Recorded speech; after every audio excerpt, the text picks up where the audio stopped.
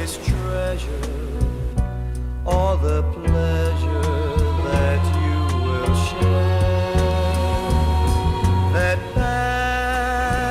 paradise is bird's eye, where you will find everything is gay.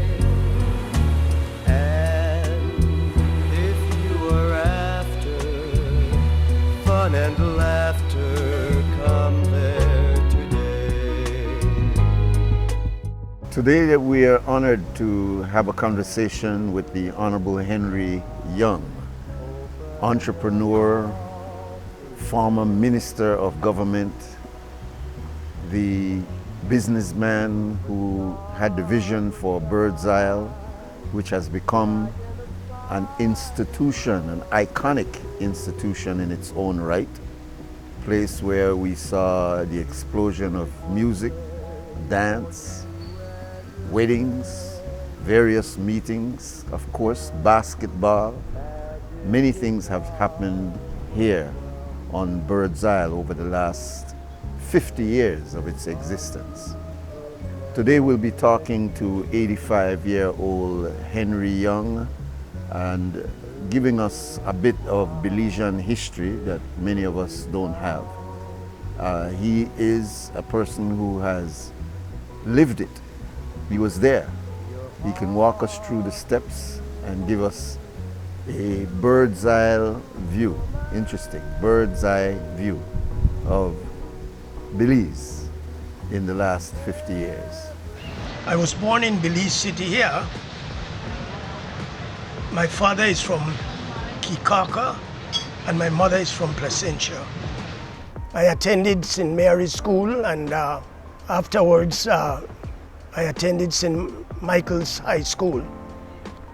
I had a pretty decent childhood. In those days, Belize was pretty peaceful and there was a lot of community spirit and people got along real well. I think where things started to change was around 1950 with the introduction of modern technology, where we became more involved with what's happening in the world. In 1958, in the latter part, at the time I was working as a clerk at the telephone department, which at that time was located upstairs where the old city council is. And I took a trip to New York and I came back, and then a few months later I went back because, as you know, at that time everything was New York. It was all the attraction. The propaganda at that time made everybody believe that there was gold on the streets of New York. The problem is, in those days, if you were an ordinary person, there were a lot of jobs to be had, like cleaning offices and all that type of thing. But I went there with a necktie and I wanted to get into where other people were above. Yes, in the ordinary. Yeah, and I started out painting with a fellow Belizean by the name of George Locke, who was my neighbor in Belize, and he had migrated earlier. And he had a painting business, and that's where I started out. And then after that, I looked up a whole lot of openings in the newspaper, but I realized that my beautiful complexion was a problem. But it was very subtle. But it's only when you got involved that you realize that there was a lot of racism. And after about the third year, I told my wife that I didn't think I was going to fit in. I used to associate with some members of the Muslim community and a Wallace Muhammad. But I told them that I couldn't follow them because they were saying that all white people are the devil. And I told him no. I said I left a lot of white people. Yeah, in Belize. White people in Belize who, if they run over you if you don't stand up.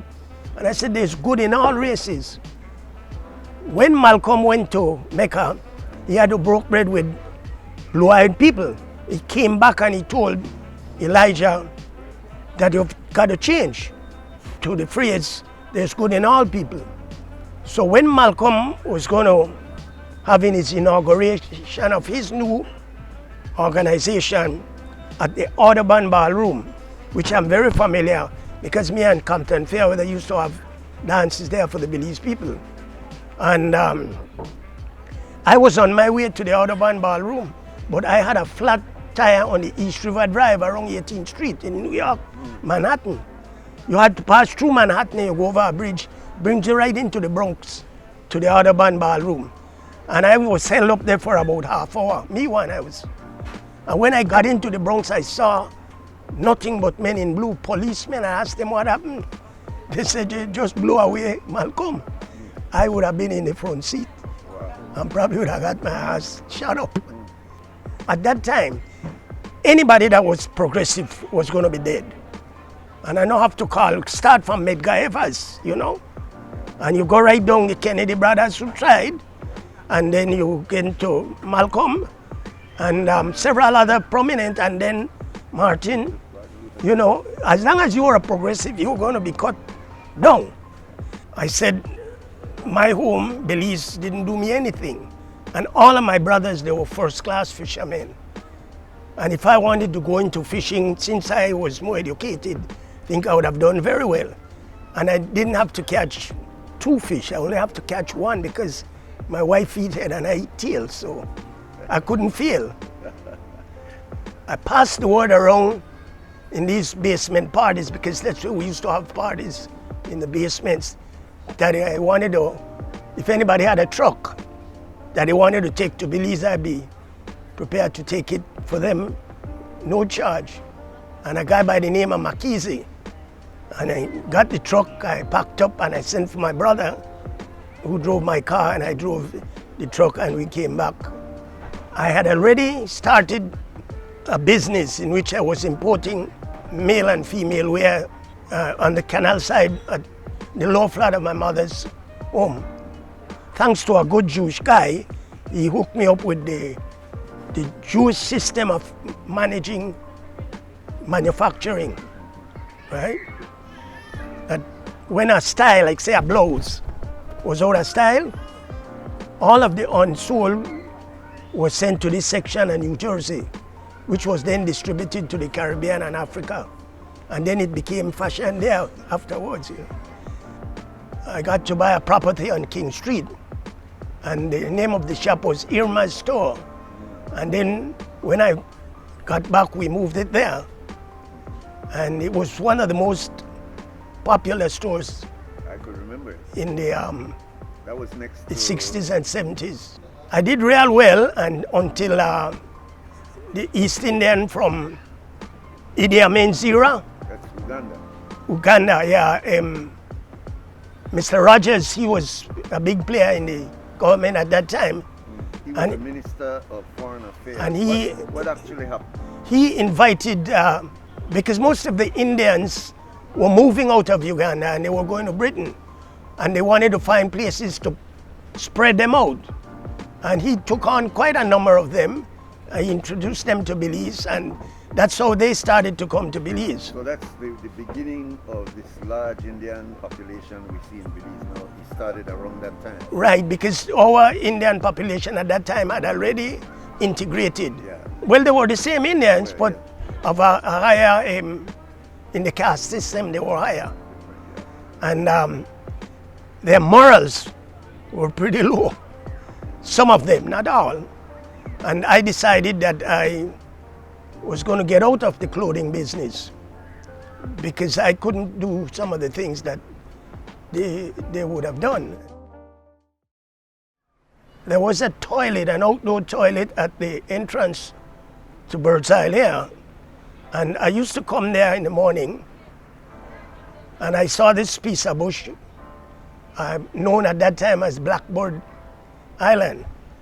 And I said to somebody that was sitting beside me that if somebody were to build a bridge and reclaim the island and have dance and weddings and all that sort of thing, they would do good. But at that time, they thought I was kind of loony, you know.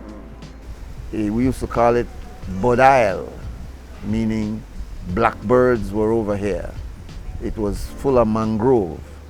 It was where we would call bushy. Fishermen would come here, they would maybe fishing for sprat.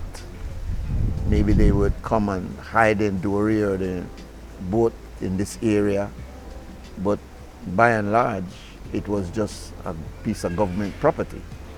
I made an application, and the only reason I got it through was because at the time I was friendly with Minister Perdomo. And he told his cabinet the same thing that the Belize people told me when I told them I was going back to Belize. They said as soon as I ran out of money, I was going to come back to New York. And Now this Perdomo that you're talking about is the brother to the Rum Baron. yes, okay. So he was the minister. He was a minister of Time. the PUP government at the time. Yeah. And he told the cabinet the same thing. Give the man the place, man, the car. I run out of money and he going back to the States. We're like, So they didn't have no faith that you may have turned Bird's Eye. to anything, and I fool all of them, including Judge Price. No, I got to work and I built the bridge, and I reclaimed the property with the help of my brother and some of my other cousins, you know. And we got a fellow from Corozal to do the thatch building, which is a huge thatch building, So did you almost have the to pull it size up of it. much? Because Yes, it was only the front part that had sand. The majority of it was mangrove. And I started to do very well because I was able to have Sunday functions with the kids, for which I charged $1. And we used to have 2 bands. And at times we had in excess of 2,000 kids out here. And there were absolutely no problem because at that time there was a lot of discipline among the young people. Bird's Isle was the place to be. In the early 70s, Bird's Isle was the place where you had basketball, you had parties on weekend. Young people were able to come across Bird's Isle in the early 70s for $1 to come across the island. It was unique because it was in fact an island, Bird's Isle, but it was in Belize City. All you had to do was cross over that wooden bridge. It was a wooden bridge for many, many years. Some people were afraid to walk across that bridge. But once you got over the bridge, you were almost like in a whole new area. It was like having the key in Belize City, surrounded by beautiful white sand. The breeze was blowing beautifully off the Caribbean Sea. And people used to have dances here that would go way up into the wee hours of the morning. No fights, no murders, no kind of craziness that we have become so used to nowadays. So Bird's Isle is very important in the sense that it was a place that young people used to gather on weekends, especially on Sundays, where you could actually find Ray-Ban, the professionals, Jesus Acosta and the professionals. You could find McGregor and the Harmonettes, all very important bands in the early days. It was the place. It was the place. You know, Yeah. everything, Byron Lee. And then I got Byron Lee in, Yes. and then I got Calypso Rose Sparrow, and we even had James Brown out here. Yeah. In 1975, me, my wife, and Winston Smiling and his wife made a trip to Trinidad. And upon seeing the carnival there, we thought it would be a good idea to introduce it to Belize. So in 1975, I started to introduce carnival to Belize. And since then, it has been extremely successful and beneficial to the people of Belize. It also became extremely popular for basketball. In fact, this was the place for years until they built the Civic, where basketball games used to be held. And so it was famous for that reason. Basketball used to be at St. Ignatius, but there were a lot of trouble they had with some of the kids. And so the father threw them out, and so they came to me. And I had already put up my concrete building, the one that I lost in the last hurricane. And that's how basketball came over here. And it really grew faster than I could accommodate, like with the bleachers. You know, I was pinching, paying the bank, but it really grew and it became a healthy sport. We have never had a problem of any significance over here. So I'm glad I lived through that era, because imagine if you were to have it here now, it'd be a lot of headache. And at that time, the government was thinking about putting up a civic center. And a lot of people didn't understand. I was never against a civic center. I think we should have more. But what was the problem was that if I made a quotation for a project, for a business or a function, I would say, like, how much to rent Birds Isle? I'd tell him, well, like, let's say it's 500. The PUP gone and then get them for 200, get them the civic. You understand me? And it was unfair competition. That was my only objection, but we still need more than the one civic that we have, right? One of the biggest occasions we had on Birds Isle was when we got involved with boxing and we started to develop the sports. And it got to a height where there was one match out here. I think it was Lagonista and Fitzroy's Giuseppe. And I can remember patrons getting on the roof and hanging themselves upside down in order to enjoy that great event. Boxing was really a Sunday morning blessing for a lot of people in Belize.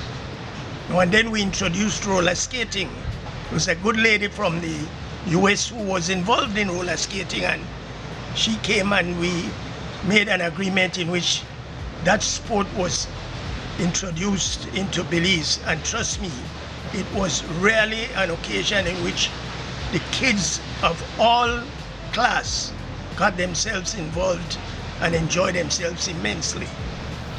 It was also the place where Minister Farrakhan came in 1975 when he was a young minister. He also came back 10 years later in 1985. And as you know, in 2014, he came to Belize for the third time. And each time he came to Belize, he was here at Birds Isle. It also became the place where there was any time a big event, such as a political meeting or some other form of gathering, that Birds Isle was the place that most people came. It was a little before that, I think, when Said and Assad came back from England, and the propaganda organ of the big brothers, the big boys, stamped them as communists. And people swallowed that crap, you know. As you know, it was really a lie, but a lot of people believed it, you know. And I said at the time, I had just left the United States with this color problem, and here now they are going to come and introduce communism. And I really was upset, you know, at the time. And then I got involved with the Chamber of Commerce, got a lot of experience there, and I got involved. I got introduced to Rotary. I became a Rotarian. I found it was a very good organization. And then came my friendship with Carl Thompson and Paul Rodriguez, who was one of the first UDP mayor, and Net Vasquez and Manuel Esquivel.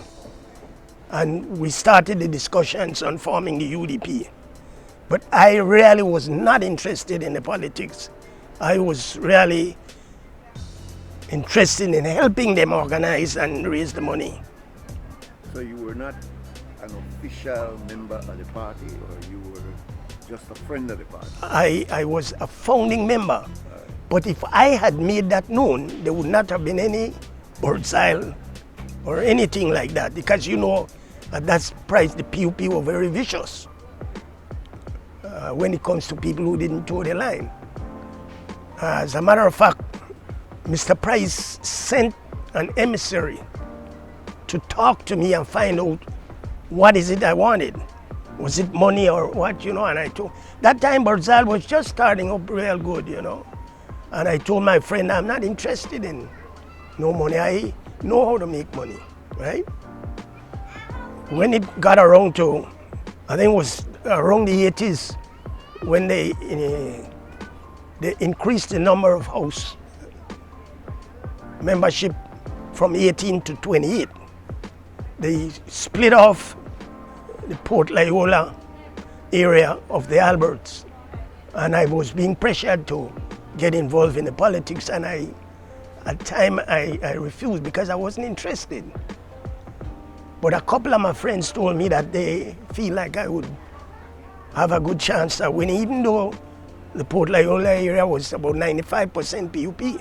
Mr. Golson used to win because the Albert portion was what carried him through. And they finally pulled me in, and when we had the convention, and the two previous speakers who wanted to be the candidate for Port Loyola gave their speech, when it got around to me, I told them, if you all support me, I'm not waiting until the election. I says, I would put in water in one street. I'll put in the main pipe, and you all bring your pickaxe and shovel, and you put in the smaller pipe to your building. I says, and we're going to start next week if you elect me. Well, the crowd went wild. And this is even before you get elected? Right, yeah. This is just and I was a good friend of Benny Finstein, the father of these boys. He had just started to get into the plumbing business when PVC came into play. And I went to him and I told him my position. I said, partner, you got to, I'll lean on you. And he credited me all of the pipes, you know, and I paid him in installment. And that's how I got the crowd in Port interested in moving the port out. There was only one street that was paved. At that time, only this main street going from Yarborough. The port was in total disarray. After I got elected, I got in touch with a friend of mine, an American fellow that was working for USAID, and I gave him the idea and told me to write a proposal. I did, and he furnished me with about 375,000 US. And that's how Port Loyola got a water system. So you were the first elected representative of this newly created Port Loyola. Yeah. Loyola. And I didn't on a promise that if you elect me as the standard bearer, I put water yes, in it. I don't come here with no what I might do to this. I said I get in there and this is where we start. Right. And I'll never forget a joke when I was campaigning on Farber's Road. This really happened afterwards. There was an old mestizo fellow with his family who died at PUP. And I was nurturing them to come around to my way of thinking. At that time we had started Black Party, right? And he came to me almost in tears. He said, Mr. Young, and I look forget with you and you ain't got function for only black people, right? Well, I had to tell myself, no man, I said it's the block. In English, he said, man, you say, you make her feel better. That's to show you the situation with people at that time, you know. Once they saw that I'm in business, I got most of the PUPs eating out of my hand, you know, because I really didn't bring up too much politics, Nuri, you know. When you were in there, though, you put a lot of emphasis on tourism, and in my understanding is you became the first tourism minister. No, I wasn't the first. No, but you certainly, it was when you became Minister of Tourism that it looked as though this opening up the door to large influx of investors and such things in tourism. Is that so? Yeah, because at that time we only had the Fort George Hotel as a, what you would call, or they would call a decent hotel, Yeah. you know. I guess because of my travels, I used to travel a lot, so I saw where there was need for us to put together a tourism package. But my emphasis was on native involvement, in a sense, like, for example, let's say we talk about a hotel. We can never build hotels as good as they do abroad with all the glass and concrete. And I wanted to put emphasis on the touch, because when people come and they go into these rural areas and they go to these nice places with the touch, they will put up a good argument. We might not be as good, but we're different. And we had all these attractions with the Maya temple and all of the sea life, which I saw as an area that we could really draw a lot of tourists, and it just took off, right? So your emphasis was that there be more Belizean ownership in some of these businesses? And up to today, I still insist that we should only have the smaller types of hotel, like the ones we have like in San Pedro, you know. I'm not saying you shouldn't have the big Fort George, but I think by having smaller hotels, you're going to get more of the local people involved. A lot has been said about investors who have been taking bookings and not passing the money through the US currency through the Belize system. I think this is a matter that needs to be aired, because there's quite a bit of hype, which I don't believe is true. These people who are taking bookings and are not passing the money through the system still have to bring a large portion of that money to Belize to service their holdings to the managers and the clerks and the yard people. They have to be paid. So a good portion of that money does come back into the system. By keeping a portion of the money abroad, they don't have to go through the process of buying US currency in Belize. They can transact their business directly, being in a position to write their US checks. So I don't see where this is so terrible. Yet I think it's a matter that needs to be discussed. And I think the BTIA should pick up the matter so that the Belize people could be more enlightened about what's happening in the tourist business. I think the e-commerce is something that we have to get involved in. And I think the Belize people are well equipped, well educated to be able to deal with that matter. And I'm saddened by what has happened today with this COVID-19, because a lot of ordinary people are left hanging with bank loans because things was going so good. Having been one of the original authors of the tourism idea, how do you see it today, 2020? Was that a good idea to put so much emphasis on the kind of tourism that we have done? Well, I wouldn't say it wasn't a good idea, because this COVID-19 is like, it's an across-the-board disaster for not only tourism, right? So I think what we have to do now is to reevaluate and start putting more emphasis on agriculture, because Belize and Guyana are the only two Caribbean countries that could come up with projects other than tourism. And I can see if the politicians of the day were to get together and start re-emphasize the importance of growing things.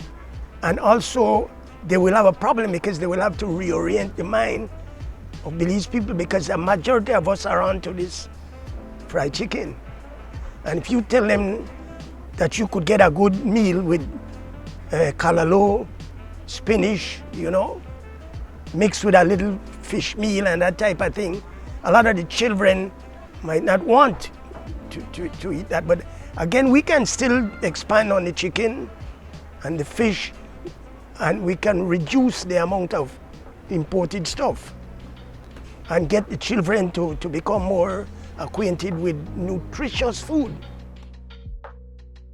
I think our biggest problem is that starting from 1950, with the introduction of the new technologies, our moral compass moved. In my days, the ordinary folks, it was hard for you to bribe them because they believed in sins of the father falling on the children. And they didn't pay much attention to money. They needed money and they worked hard.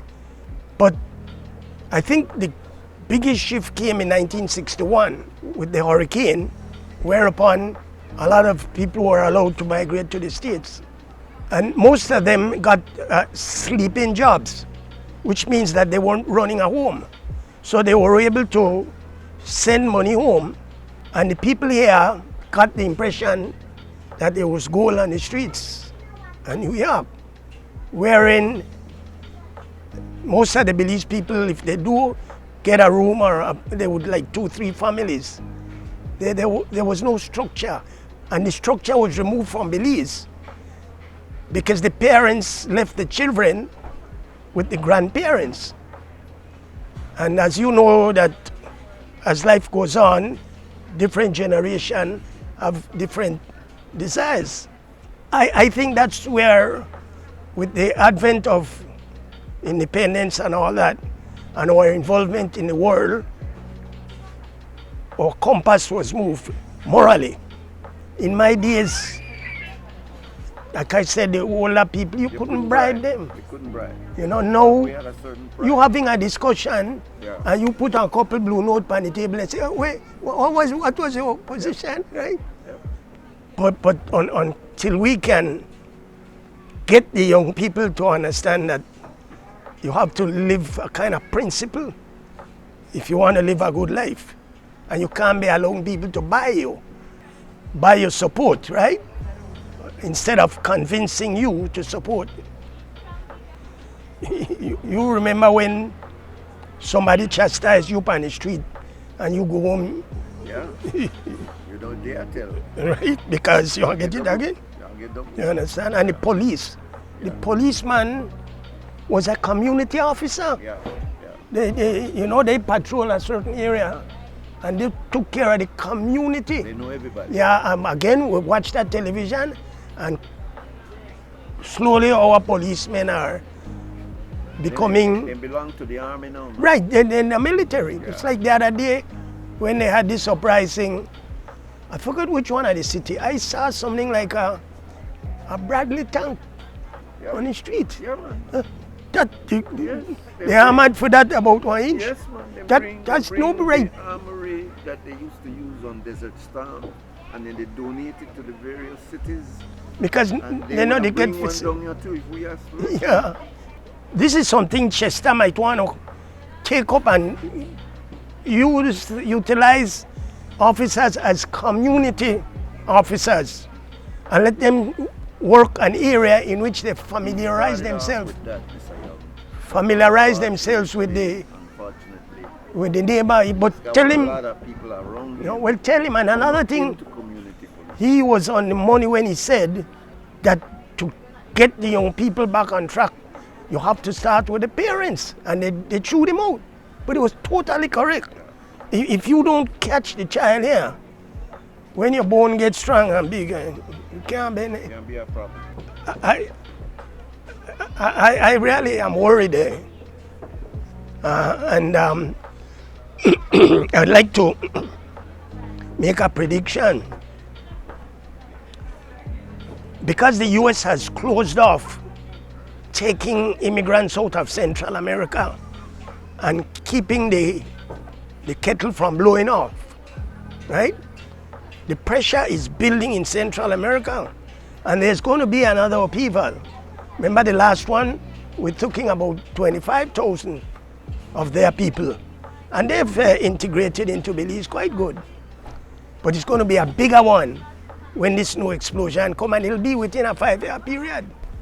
Within the next 5 years you're talking about? You're going to have an explosion in Central America. Because the people are not going to continue subsistence living while one or two people have billions of dollars, right? And they only have $2.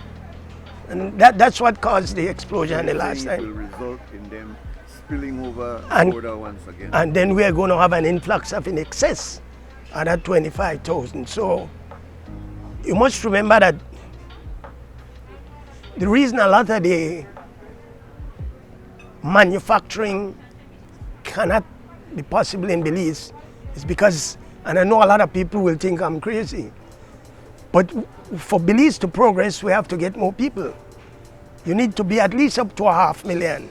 So that, for example, like my good friend Bill Lindo, he has a lot of good ideas. Like, for example, one of them was, I think, a cement factory. We have all the ingredients for cement factory, but it's a big investment. And who are you going to sell to after you done pacify the Belize market? Because our cement is going to cost twice what the Honduras, Guatemala, or Mexican cement because of our higher standard of living, right? And so we won't be able to sell to them. So what are we going to do with the factory? You see what I mean? But if we had say like 500,000 people, it would be enough to sustain. In fact, that's just one of his good ideas. But I'm saying it can't work with the small, right? Charlie has a whole lot of good ideas. And then I remember the one with the introduction of the 10 grams of marijuana. Right. It was me, Compton Fairweather, Glenn Stewart, Alton Clark. We were over 70 club that we met on Thursday. We still do meet here on the outskirts of the restaurant. I wrote a couple of articles too, right? And pushed, and I'm certain that we should go further than that, because at the time they were locking up a whole lot of young people for a stick of grass, as I call it, no? Which to me didn't make sense, because they were removed from their parents, you know. And now you notice that nothing has changed. I mean, the people still smoke the weed, but not more than before. Right? But again, we have to be in step with Big Brother, you know. Yes. We can't, but we should move ahead of them, and That's where we get our main concern. yes, and legalize because as I tell people, I mean, the way you could discourage people from smoking even cigarette is you got to tell them how your mouth smell, right? But you can't put a law to stop them, you know, because cigarette is legal, and scientifically it does a lot more damage than marijuana. Am I correct? That's correct. You know, so, That's correct. but the things to me smells awful. Yeah, it smells. Right. One of the other big problems that we, and I mean we, the Caribbean and other countries, suffer from, and nobody has been paying it attention, is that we educate our people and they never in most cases stay. So you're not getting the benefit of educating them for the country, because they would migrate. So until those kind of situation is addressed, where we get the so-called educated or elitist kind of people to stay, it's going to be hard to not being governed by that thing that Mr. Price had said was going to be bad for Belize, that television. I didn't agree with him, because you could actually get an education, a university education from the TV.